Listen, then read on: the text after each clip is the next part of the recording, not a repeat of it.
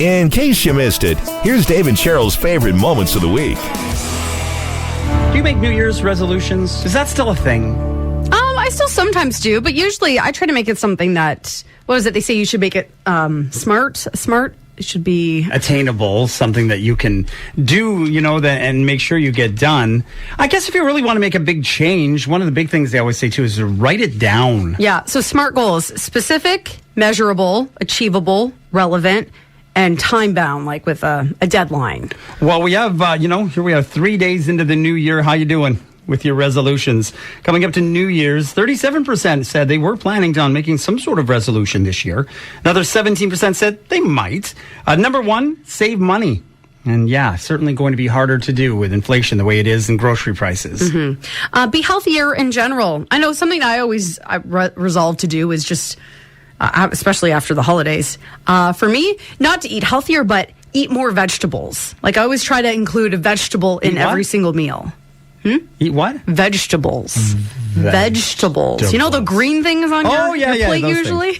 Be healthier in general was at number 2. Work out more was at number 3. And at number 4 was eat better, which kind of goes along with eat healthier. Number 5 was lose some weight. So 4 out of the top 5 resolutions are all about health. I like number 6. Try to be happier in general. Mm-hmm. I mean, just trying to be positive. Daily affirmations, that kind of thing. Pay down debt came in at number 7, followed by improve your mental health, spend more time with family, and I like this one, learn something new. The poll also found that no one who makes a resolution expects to fail at it. 87% say they think they're going to follow through, probably.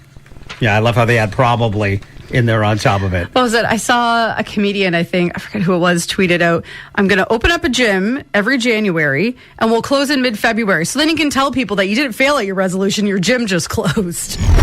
Here we are 3 days into 2023. There's lots of stuff to look forward to over the year. Yeah, not just this month, but in the entire year of 2023, like Super Bowl 57, that is set for February 12th this year. And of course, we don't know who's going to be playing in it just yet. They still haven't even figured out who's made the playoffs.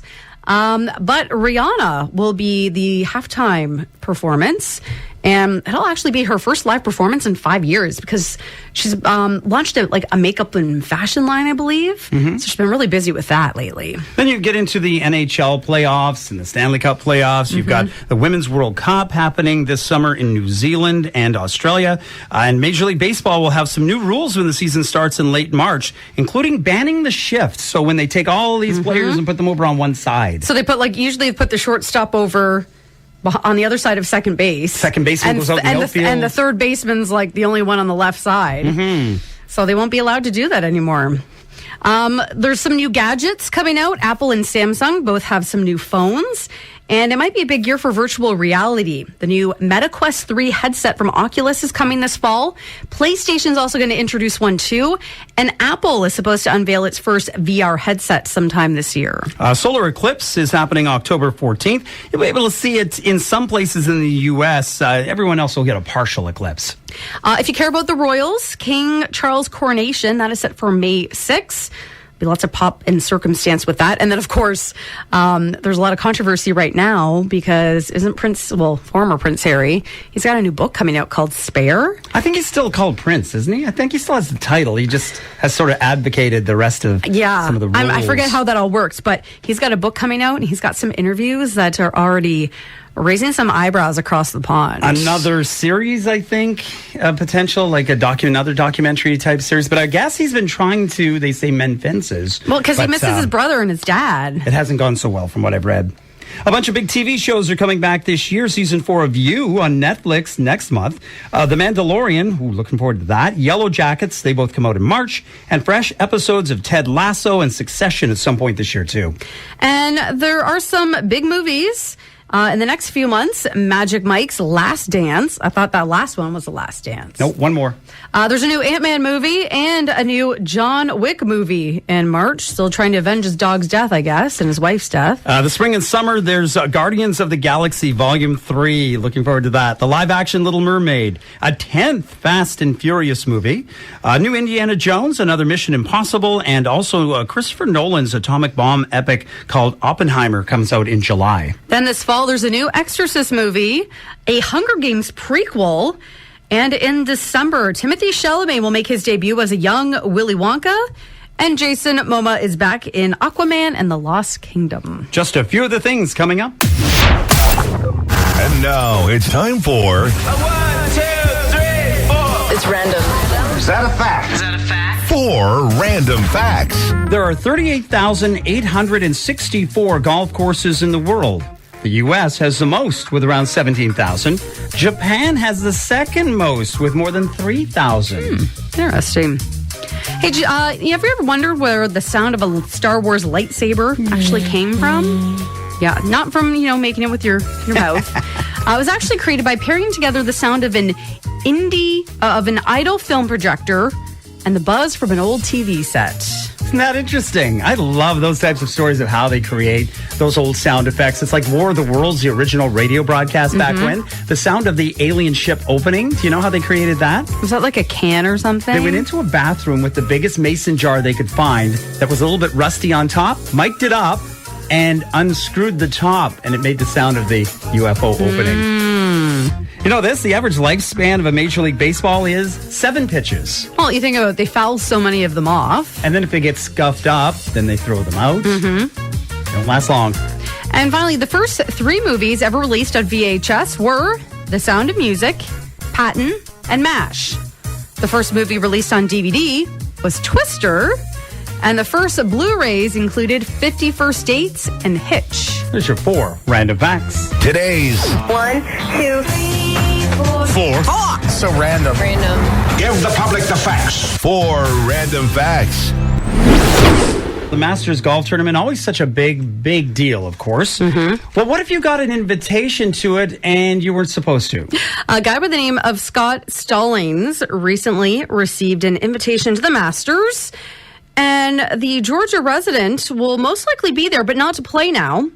More likely as a guest of a player who has the exact same name as him. Isn't that wild? So Stallings, the professional golfer, he qualified by reaching the Tour Championship last year.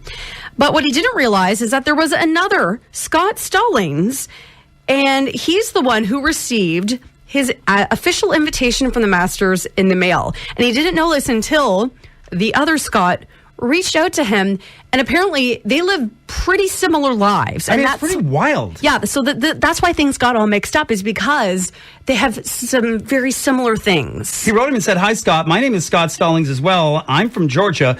My wife's name is Jennifer, too." I mean, what are the odds of that? He said, "I received a FedEx today from the Masters inviting me to play in the Masters tournament April 6th to 9th. I'm 100% sure this is not for me." Isn't that something?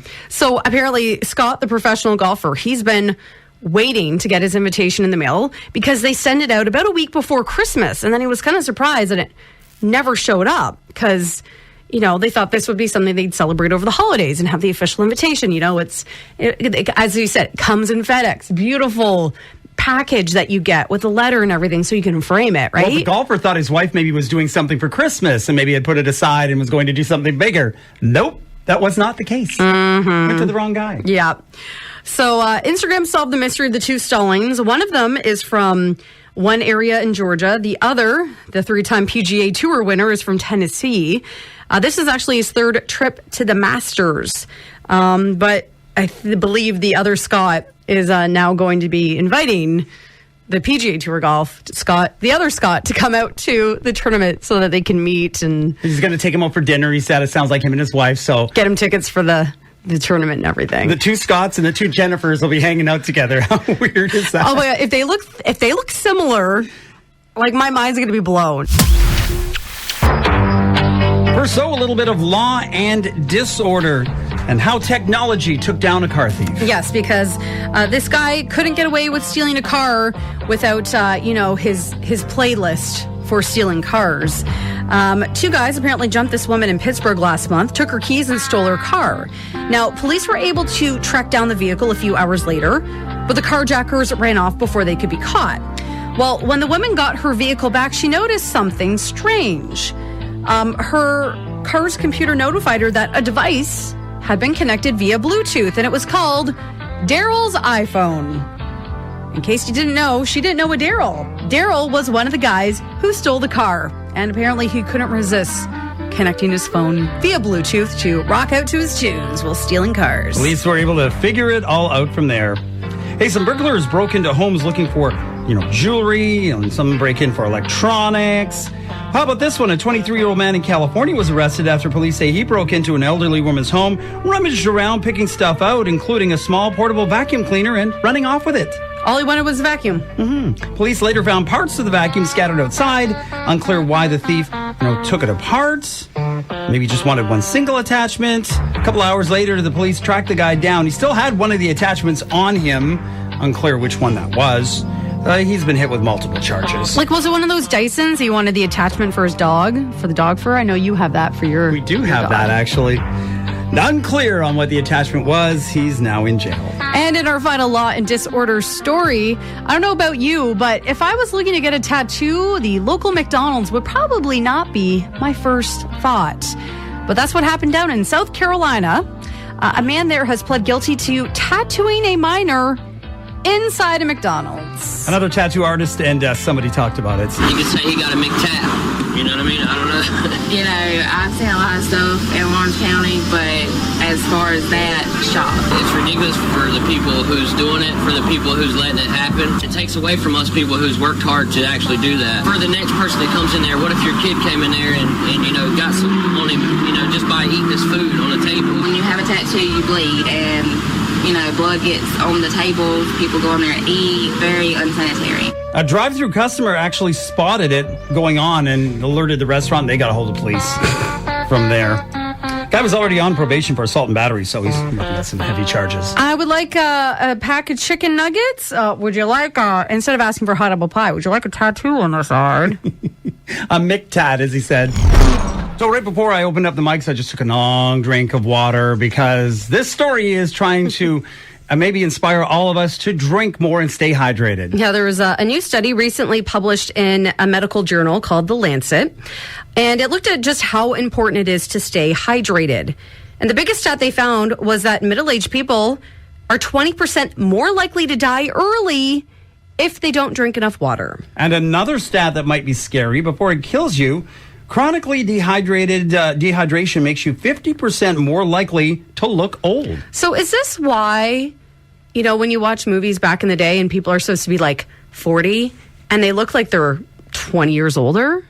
Is it because we weren't drinking as much water as we are now? Well, they tracked people's health for 25 years. All the patients were over 45 when the study started, and the least hydrated ones were 50% more likely to show signs of early aging, including sunken eyes, sunken cheeks, and very dry skin. And there's other health reasons, too, why you should be drinking more water. Because these people who were dehydrated, more likely to have high cholesterol and high blood pressure. That's probably why they were more than 20% more likely to die young, or at least younger than the people who were drinking lots of water. Now, think about it. Way back when, how much water did you drink? There wasn't plastic water bottles. There wasn't even regular water bottles. I don't really remember when I was a kid. Well, I remember them having water bottles, like when I played sports in like elementary school. But it was like, you'd have a set of team ones, right? There was like 6 and they had a little carrying thing for them. And everyone drank out of that. Yeah. Well, you'd like hold it up and squirt it in your mouth.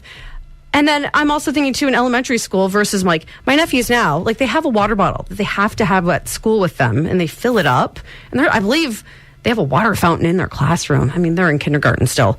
But then versus when I was their age, it was like, okay, no, we got to go outside out into the hallway and line up at the water fountain, get a drink. And you only got 5 seconds and they'd count and then they'd kick you out. And you're like, but I'm still thirsty. And you'd all line up and all be drinking. And there's always that one fountain where the water never come out properly. It was like dribble you up. Put your whole mouth over the thing.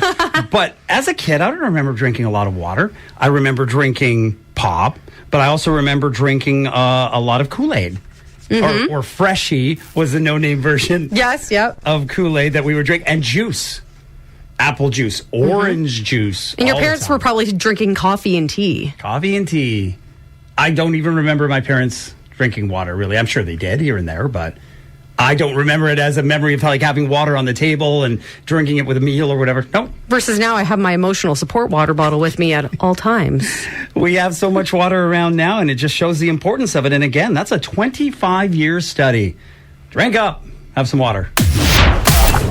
Michigan Lake Superior State University, they've released their annual list of words banished from the Queen's English for misuse, overuse, and general uselessness. Yeah, they do this every year, and it always gets a lot of attention.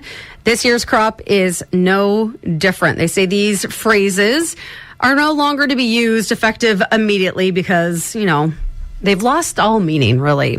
Like GOAT, G-O-A-T, the acronym for greatest of all time.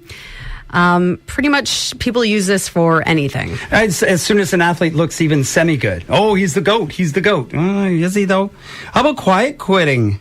Trendy but not inaccurate. So not an employee who resigns, but an employee who completes what's needed to be done for their job and not necessarily going above and beyond because they're not getting paid or recognized. I was going to say, you mean refusing to do unpaid labor? And free work and free overtime? How about this one? Gaslighting, another word or phrase that should be banned. I mean, on one hand, its overuse has watered down its connection to the real concern that it's used to identify, dangerous psychological manipulation, which causes people to distrust their thoughts, feelings, and, entire perception of reality. But on the other hand, people are now using that term all the time incorrectly to refer to any conflict or disagreement. Moving forward. How about we just don't use that, moving forward? They say it's an overused term often used by politicians and other leaders for their own self-interest. What is it? Moving forward, not backward, sideways, and twirling. Twirling towards freedom. Another word that should be banned, amazing. They say this one's just worn out by people who, should just try to find another word to use to describe something. Absolutely is another one that I think is probably in that same list as amazing. Mm-hmm. And how about this phrase? It is what it is. They banned this one back in 2018 because they said it's pointless.